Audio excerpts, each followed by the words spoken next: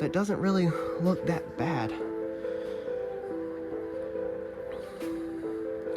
All right, I think we need to do some mock-up real fast. All right, so yeah, dude, we got plenty of room. Look at that. Both feet there. And I can spread out all the way to there and to there.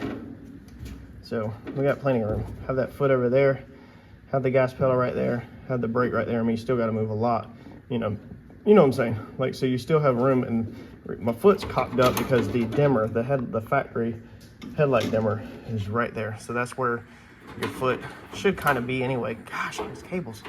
So you'll have a foot rest right there, and then we'll have the pedals and everything. So this will be just more than likely one that you pull the transmission in front of the firewall, like you undo the bolts. There won't really be a lot of room in the tunnel. There'll be a little bit of room. We'll make a little bit of room, but you'll definitely unbolt this transmission from the front and from the bottom, not up through the tunnel, because the tunnel is going to be tight. So that actually fits perfect around the seat. I mean, we're going to have to make some metal. It's going to be tight. The drive shaft will run through here. There's no doubt about it. Let me get out and show you. You're cramming a lot in a car that has been chopped and shortened. So we lost real estate right out the gate. Remember, we've already discussed the back seat. Remember, we talked about we're cutting it here and we're going straight down, and there's nothing but kids sitting in the back seat. This seat technically can go forward a little bit more still. We've already discussed all of that, how limited space it is. It's really kind of like a two-seater with room for kids in the back. That's it. But I think that's going to work. It's going to work amazing. So little Harper Joe had to squeeze in the back, and that's only if it's all of us three. It's really just going to be probably me, Harper, and her mama. But Harper, she's 4 now, so as she gets older, she'll be able to ride in the front seat. It's just when you put in full-size sedan seats in here, we lost some room by not going all the way back there because of the C-notch and the fuel cell. We try to keep everything as tight as we could, but we're completely around axle center, and then that's the seat right there. So we don't even have the metal work done. You can see how close the metal work is to the actual frame. So there's just enough room to take it on and off. The real estate's just tight, and if you've watched all these videos, then you already knew that. You already knew that everything was going to be tight. We're cramming a giant transmission, full-size sedan seats. We're not skimping on the seats. Shortened the car, chopped the car. I mean, we're putting big stuff in smaller than average settings. So this thing's going to feel like a Miata or a Corvette or something that's really compact. iPhone just warned me that my memory is full and I cannot record this video, so I had to delete the trash, take out the trash. This YouTube is rough on this phone. I think it's time to finally upgrade. All right, so we're gonna try to dive back into this morning. It's a little bit different vibe this morning because I kind of don't know where to go. So up to this point, we knew what we were chasing: control arms, setting the engine, transmission crossmember, stuff like that. We do need to get the crossmember in first, but once we get the crossmember in, which is not gonna be hard, kind of up in the air on where I need to go. Think that honestly, we're gonna need to stop and fix our B-pillar issue on the other side and get our doors back correct. Because once we start putting this floor structure in, it's only gonna tie the body together even more. It's only gonna lock things down even more. I'm not saying it'll necessarily lock down the B-pillar, but it's gonna lock the car together more as it becomes one. So we don't wanna keep moving together, making the car more one piece, one unit, and then it'd be even harder to fix our door gap issues. So yesterday, after I stopped filming, I did have Mike come by to kind of run my idea by him. And what I did after I set the camera down is I actually dropped the transmission.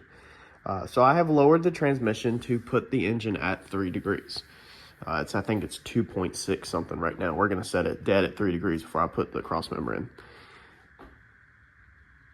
I'm not laying that back for performance reasons or anything at all. Mike said everything he builds is pretty much 0 degrees to 3, depending on the application. He said at this low of RPMs, you're not gonna get harmonics that's gonna mess with the drive shaft angles and stuff like that as you would at a higher RPM race car. So pretty much it doesn't matter on this build. But to get a little bit more tunnel room or leg room in here, I laid it back ever so slightly, and also to help with just kind of pointing the drive shaft a little bit more in line with the rear end. 3 degrees is not much at all. I'll show you basically an example of what it is for real life. So remember how this was sitting on it? That's what 3 degrees looks like.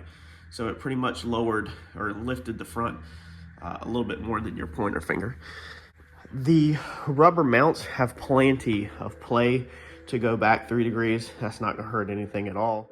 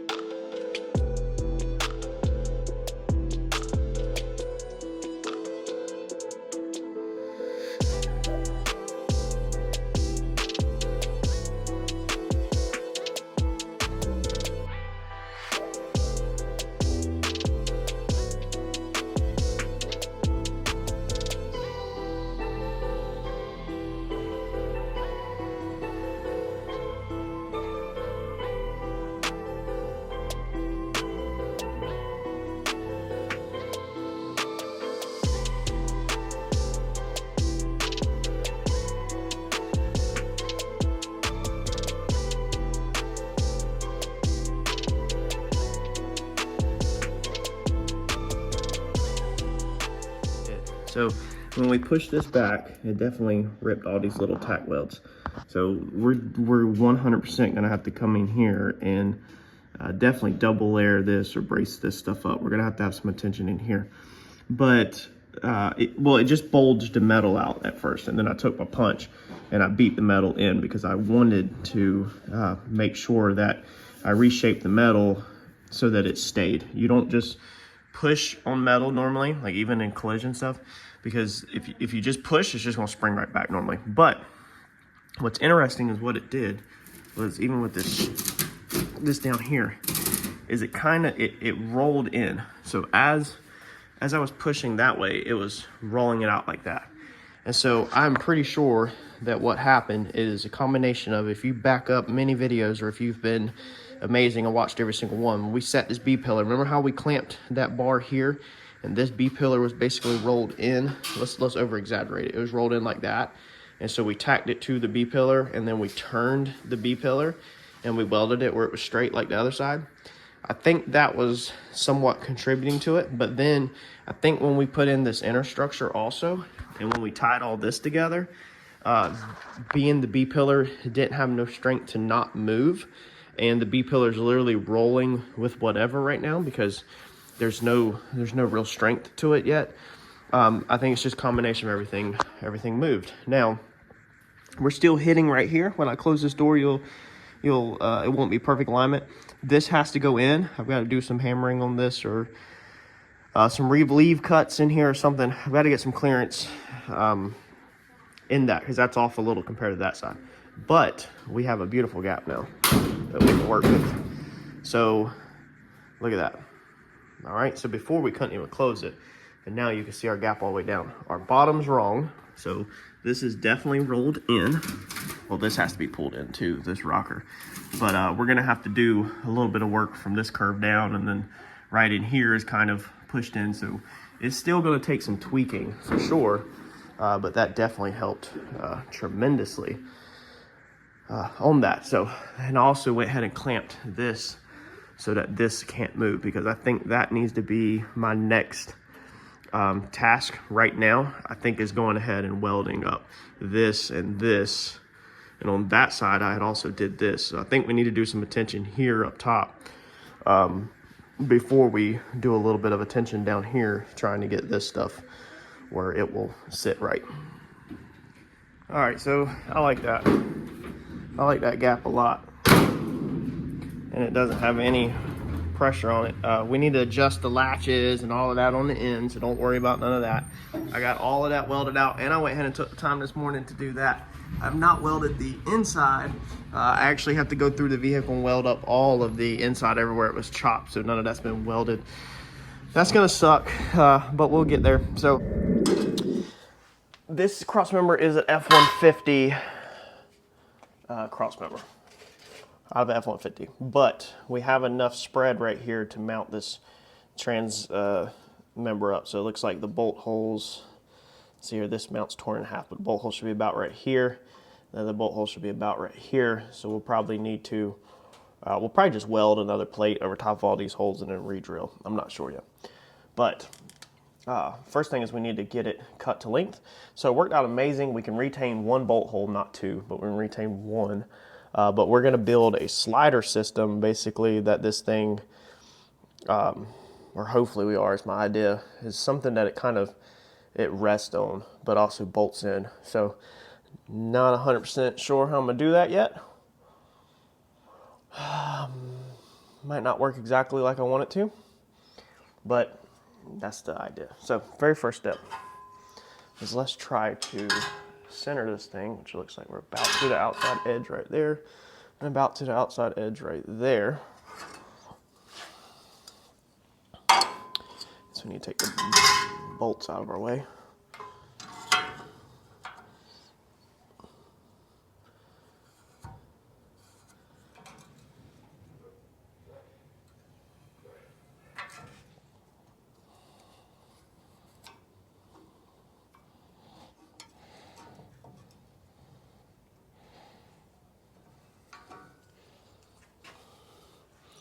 All right, let's go cut that off. And then we can start figuring out our mount.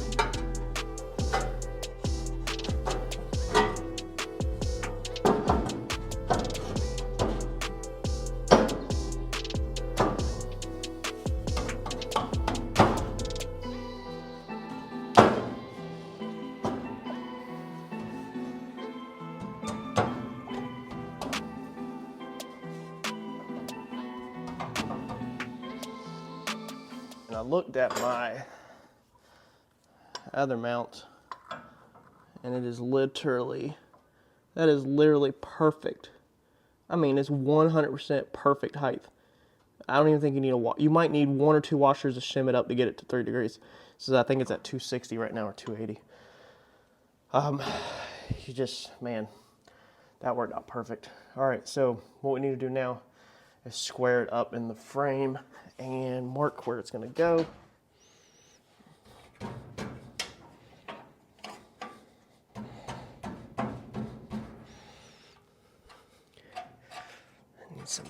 Need my magnets. So that is square. Transmission mount is centered. That is gonna be money right there. Money.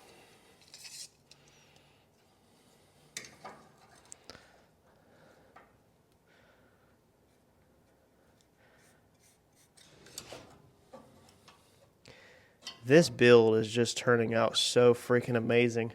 I mean, this crossmember, the floor is up a little bit, but look at that. I mean, it's just flush with the top of the frame rails, and it's the perfect height. And it's just, some stuff just falls into place, man. Like, it turns out amazing. It's like this car is destined to be great. Like, it's just, like, it's intended for greatness. All right, and we could put this on the the bench to build the actual tabs.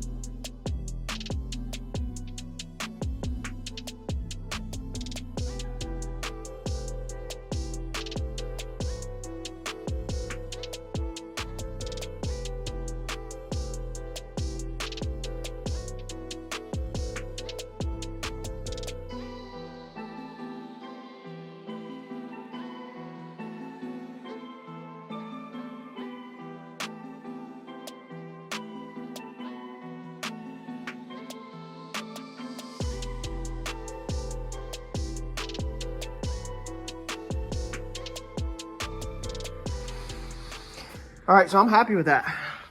Brand new mount. There's the cross member, welded in, boxed into the frame. I don't know if I need more than one bolt.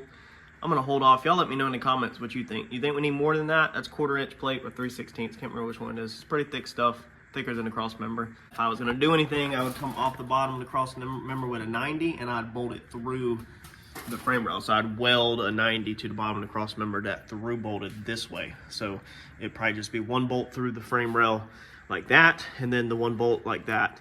And then there's 2 bolts in the bottom of that cross member. So now we can start moving forward with our floor. Harper, what are you doing back there? Nothing.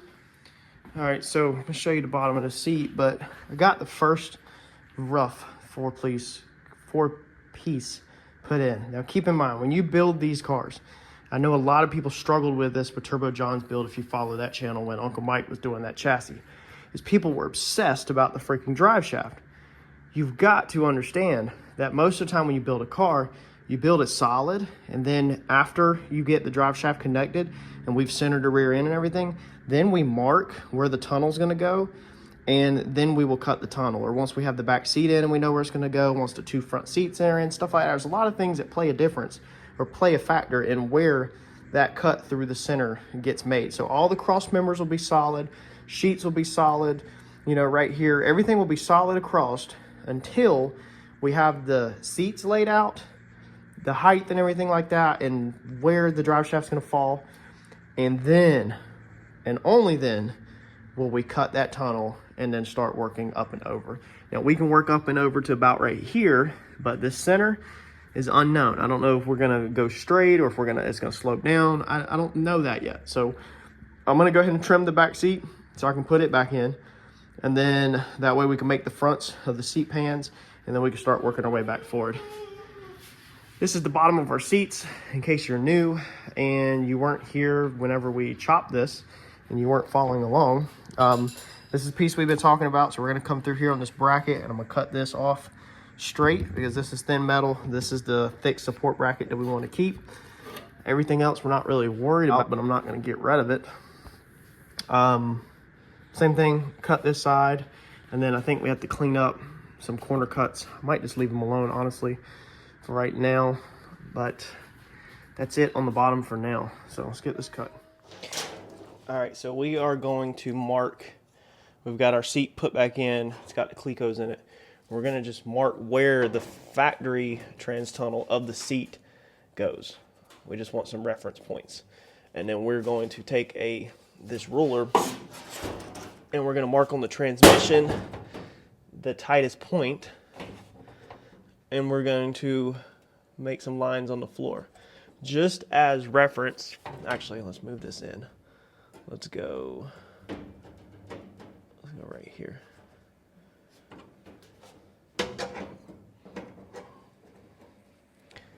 We just want some reference points when we're kind of planning stuff. So we're gonna go off of, let's see here. Let's go off of this outer, the transmission mount. We're not worried about the brackets under the floor yet. We're not worried about where the cross members go. I have some under here just sitting there to support me. We're not worried about none of that stuff because we kind of want to make sure we hit cross members where the seats are going to fall, if possible. We don't know where the seats are going to fall yet. And we could actually cut the sheet metal to right here, because we know that at least this much has to come out. This is like a minimum. And we do have our sheet metal screwed down, so whether you're going to use Clecos or self-tapping screws, you want it just like the back seat, locked into place, so that you can go, if you have to take it out, you can go right back to it. And we use that as references.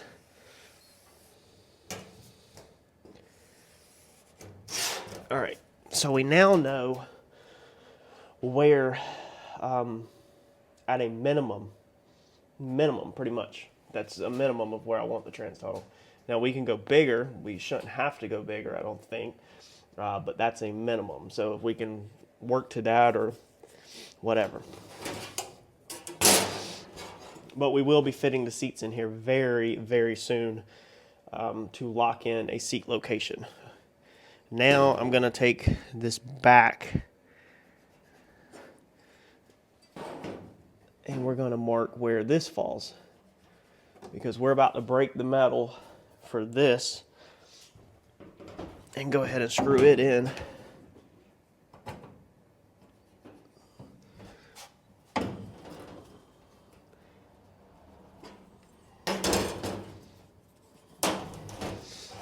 This is just the very first steps of laying everything out.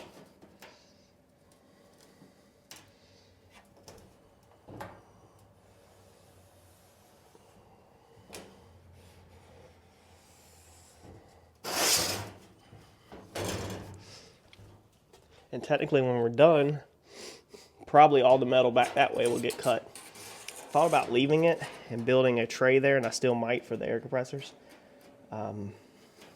That's the reason why we did go long, but I'm not 100% sure yet what we're gonna do.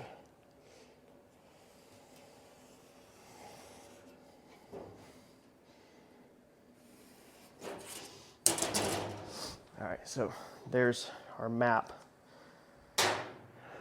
First pieces, first layouts. And you know what? We actually will not build. I don't think we're going to build them pieces yet, because I just thought about it. If we're cutting, we're going to cut the trans tunnel all the way through eventually. And then we're just going to be left with these two little pieces right here. Our brake is, you probably know what I'm about to say, our brake is 36 inches. And this is only 24 inches. So once we cut that, we could pull this out and we can break this up to pretty much a 90. And then put another slight break or bend in it to put the spot welds across it, and not have a welded joint. Will be a lot stronger there. So we want strength. So that's definitely what we're going to do. We're not going to build that piece, but we have it marked. So if it ever comes out and we're ready to make that cut, we also have that marked, and we can go ahead and do that. We're going to try to get our first piece made over here. I don't know how far I want to go over here, if I want to patch any of this or not. Probably don't. I think I want to leave this open in case you ever need to get extensions from the back of the transmission for some reason. Which actually you probably won't be able to. Well, if you need to get up, like right here, straight up onto it, I think we'll go with right here for the floor space, maybe.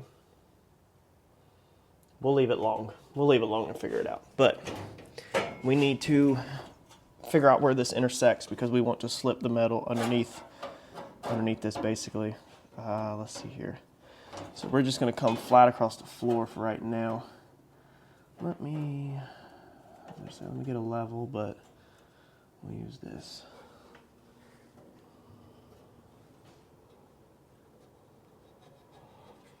And all of this will get broke up higher than it hits. And I got this in here just sitting at an angle just for reference to make sure I'm right, but right now I'm going off of my flat edge, or my floor, my existing floor, because I know it's right, or it's close to right. It's probably not perfect.